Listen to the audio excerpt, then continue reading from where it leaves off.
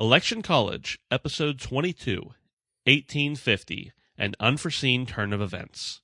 In this episode, Zachary Taylor dies in office, Fillmore becomes president, and the Compromise of 1850 happens.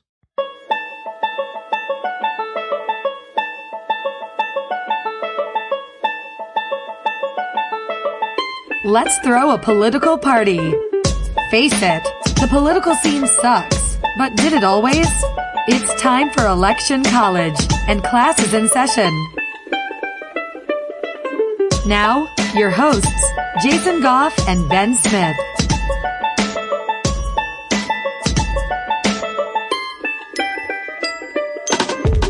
Hey everybody, I'm Ben Smith. And I'm Jason Goff. And thanks for joining us for another episode of Election College. Let's get into it. Hey Jason, it's 1850. Yeah, what are we doing here? Another one of these, huh? Yeah, it seemed like it was just 1848 and President Taylor. You remember him? He won, right? Yeah, he was just rocking the place out, doing everything he can to keep the country running, and he goes to this fundraising event to help out with some things. Yeah, it's the 4th of July. Woohoo! Washington Monument, here we come, looking all cool and dapper, and Taylor comes in and he's like, hey, you know what? I'm going to eat some raw fruit and maybe some iced milk when I get home. I think it'll be good for me. Yeah, it sounds like a really good idea. And, it's always a good idea to have fruit in the middle of the summer in Washington, D.C.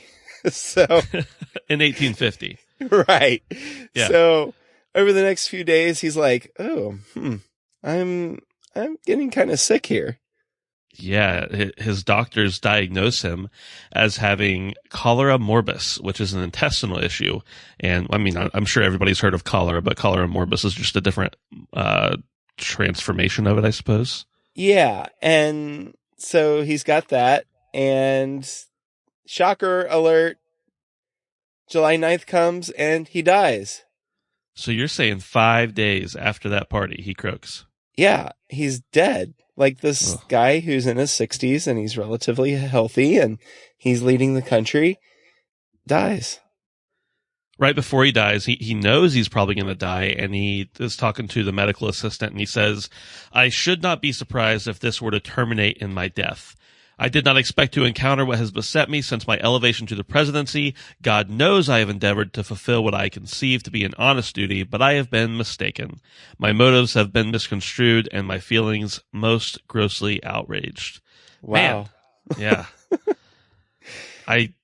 That doesn't sound like a pleasant end. No, not at all. And, well, maybe we should talk about the guy a little bit. His presidency was cut short, but in our last episode, we were talking about how President Taylor had been elected largely because old Marty threw himself into the presidential race. And he basically split the Democrats up intentionally because he didn't like Lewis Cass. old scary, as I like to call him. He didn't like Cass or his policies. So who do we actually blame Taylor's death on? Is it Marty because he was the reason Taylor got elected, or do we blame Lewis Cass because he was so mean? I think it's just because he scared him to death. Oh man. No offense.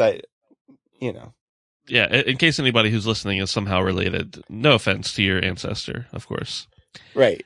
Yeah. So the issue of what new states were going to do about the whole slave issue was the predominant dividing line between the political philosophies out there. And Taylor actually won the election, but he was not a majority elected president. So he's pretty vague about his viewpoints, and he didn't even vote in a presidential election before being elected. Yeah, it sounds crazy, doesn't it? The Whigs and the Democrats liked him so much that they wanted him to run for their party in 1848. And everybody called him a Whig general who fought a Democratic war. So it's almost like he's like, I don't really care about politics, and yet both sides still want him. And eventually, in a weird turn of events, he becomes the president-elect. Yeah, and even though he said, hey, I'm going to include a bunch of different people from all over, he's only appointing Whigs to his cabinet positions and other administrative roles. But he's actually getting people from all over the country. So diversity doesn't necessarily mean political parties, but where you're from. Right.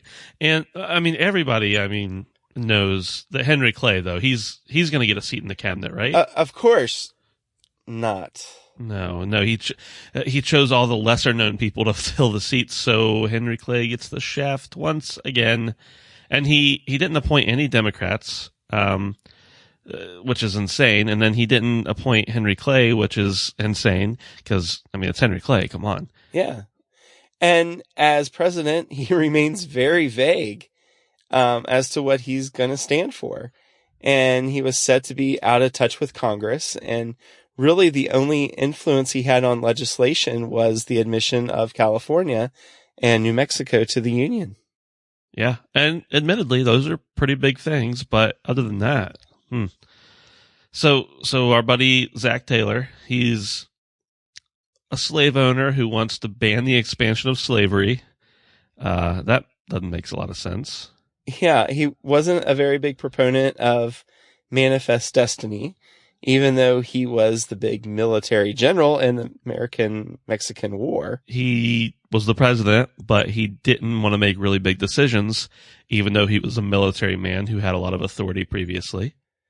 Yeah, and through all of this uncertainty as to what he did believe, he was pretty committed. Actually, he was very committed to preserving the Union, and even if it meant using force against the secessionists. Well, Taylor dies, and they bury him, and he's in the Congressional Cemetery for about 3 months, and then they transport his body to Louisville, Kentucky.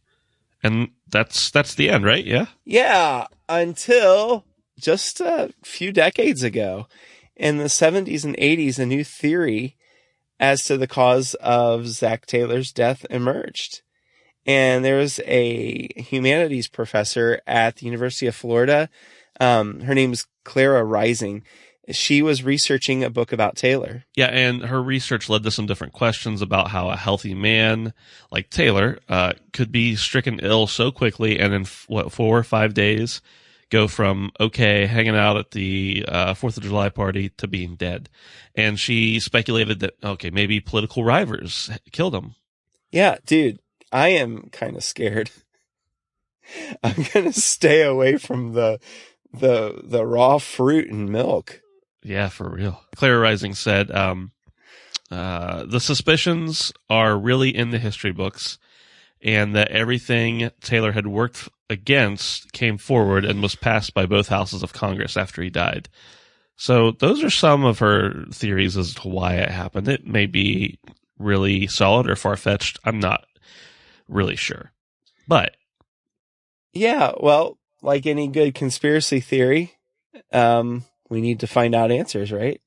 So they get the okay from some of Taylor's descendants and they say, let's dig him up. In 1991, so not that long ago, they did exhume his remains and they got some hair and some fingernail samples. And turns out he did have some trace amounts of arsenic, but not enough to say that any foul play had happened. As we all know and hear all the time, even different fruits have arsenic in them. So it might not have been anything too scary. Yeah. Hey, Ben, do you think that could happen? Have you heard about that where there's arsenic in apple seeds? Like, do you think you could really die from having too many apple seeds? I heard somebody say one time, and I don't know if there's any validity to it at all, that you'd have to eat like 100 apple cores whole to have any kind of ill effects, but that could have just been someone making that up. I'm not sure. I'm not willing to test that out, but no, nor am I. You might die from other reasons. Yes. If you do that. Yeah, if you eat 100 apple cores, you may have bigger problems than arsenic. Yeah. So about the raw fruit and the milk, They do say that probably didn't kill him, but it probably irritated something that was already in his system, and that it's possible that his illness was made worse. Get this, by the shoddy medical care that was around during his time. Yeah, I mean, 1850, they'd come a long way from 150 years before that, but in the 150 years since then, we've definitely made some improvements. So it's entirely possible that they just didn't really know what they were doing. So yay, 21st century medical care. Yeah. So our buddy Millard Fillmore, what are we going to call him, Phil? Or no, that's too confusing. We'll probably figure it out here. Maybe Millie? Millie takes the oath of office and becomes the president. And this makes this insane, abrupt political shift in the White House. It's just totally different ideas. Yeah. Hey, is that like Milli Vanilli? It's almost the exact same thing. Yeah. Baby. Okay. So we are not going to have to pay for that, are we? No, totally free. That was a free sample. I mean, they didn't do it either, so. Okay. Just making sure. Because we could lip sync the rest of the podcast. Yeah. So anyway, sorry to totally derail that point. But yeah, so he's in. And there's a lot of changes. Here comes the Compromise of 1850. This is a big one, folks. Things are getting pretty tense around the country, and this idea of Western expansion and the issue of slavery is really coming to a head. Yeah, this is especially evident with the new territories that were acquired as a result of the Mexican-American War that had just ended back in 1848. So the Compromise of 1850 was actually 5 separate bills that were passed by Congress in September of 1850. And, I mean, let's introduce some new blood onto the scene to do some things. How about Henry Clay? Yeah, that's a great idea. I'm glad you mentioned him. Henry Clay, Mr. Whig, and Stephen Douglas, Democrat through and through, draft the compromise with the 5 main points. And starts off with Texas. We talked about Texas a lot in the last episode. Let's talk about it some more. Yeah, so for all of those who have one of those little clicker things that counts, I guess, is that called a counter? Texas. So there's a lot that can be said about Texas. And Texas would surrender its claim to New Mexico, as well as its claims north of the Missouri Compromise line. And the Compromise of 1850 solved the problem of Texas having ownership of sections of present-day Colorado, Kansas, and Wyoming. Yeah, and the feds actually gave Texas $10 million in bonds, which is a lot of money in 1850 for sure. Yeah, and that's not too big of a deal for Texas to give up those lands anyway, because they weren't really doing much with that territory anyway. So part of the crazy shape of Texas, they got to keep the Panhandle. All these other lines that were like, why are the states shaped like they're shaped? And that's part of the reason why. But man, Texas just has all sorts of weird reasons why it's shaped the way it is. Yeah, it gets kind of funky, but there's actually a chart, and I'm sure there's several charts. You just Google it. Google should sponsor us, Ben. Yeah, I think that's probably not something they do. They just paid all that money for that new logo. I think that they could probably pay us. But anyway. Do you think they paid somebody, or was that in-house? Actually, I read that there was somebody in Russia, a Russian graphic designer, who developed a similar logo for Google several years ago, and they never did anything with it. Huh. And there's a little bit of talk that it wasn't actually his design, but it was close enough to his design that I think they gave him some money for it. Okay. All right. Anyway, yeah. So Google, hey, Election College, it's a really cool program. You should sponsor it. We know you hear what we say because you hear everything we all say. So, yeah. Yeah. So, Google it. It's kind of cool to see all of the different lines that were drawn up and the different people who had this idea and that idea of the way Texas should look. And that's the reason it's got all those crazy panhandles and I don't know, what do you call that thing that, like that westernmost edge of Texas kind of jets out there. And there's a reason behind that. Yeah. As part of the compromise with everything that happened with Texas, the feds actually took over the state's debt, and the Republic of Texas had some financial struggles back in the old days, so the feds took it over as part of that compromise. So that's point number 1, Texas. Yes, Texas. So number 2 was New Mexico and Utah territories. Ben, you remember popular sovereignty? I sure do. Yeah. For those of you who are just catching up with us, that was the idea that the decision whether to be a slave state or a free state was up to the local governments, not the federal government or Congress. So popular sovereignty becomes the way that these lands would determine whether they'd be free or slave. And that was not a popular idea for the southern states. They did not like the idea of popular sovereignty because they were all about, hey, everything below the south of the Missouri Compromise line needs to be slave. Right. Yeah. I can imagine why that would be disruptive to your economy. Yeah. So, one of our listeners, Carrie, gave us a shout out a long while ago that there's this county in Utah named Millard, and the county seat is called Fillmore. So we talked about Millard Fillmore a little bit. The reason for this, part of this point number 2, we're talking about Utah territories. Millard Fillmore appointed Brigham Young as the first governor of the Utah territory in 1850. Okay, so we've got point number 1, Texas. Number 2, New Mexico and Utah territories.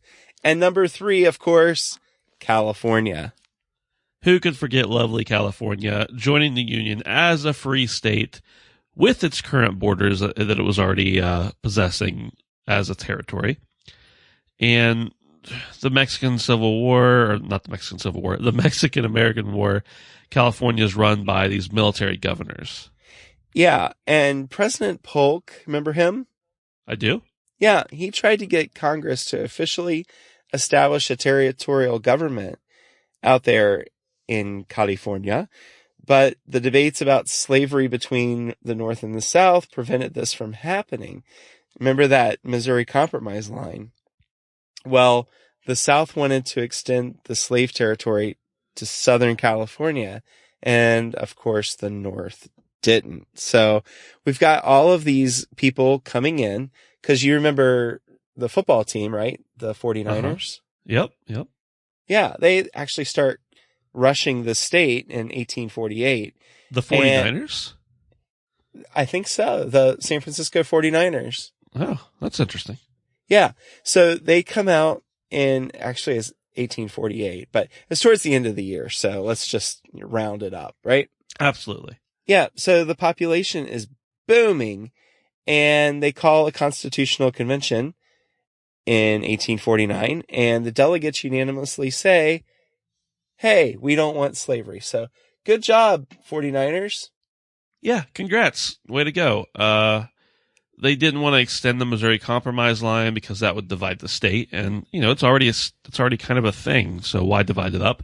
And then Southern California was not only sparsely populated, but it was also heavily Hispanic. So as we've talked about before, Hispanics, the Mexicans did not like slavery. It had been outlawed, so it was not going to sway that way in any sense of the word. Right. So, compromise of 1850. Point number 1, Texas. You just want to keep saying Texas. I do, but it helps me remember. Texas.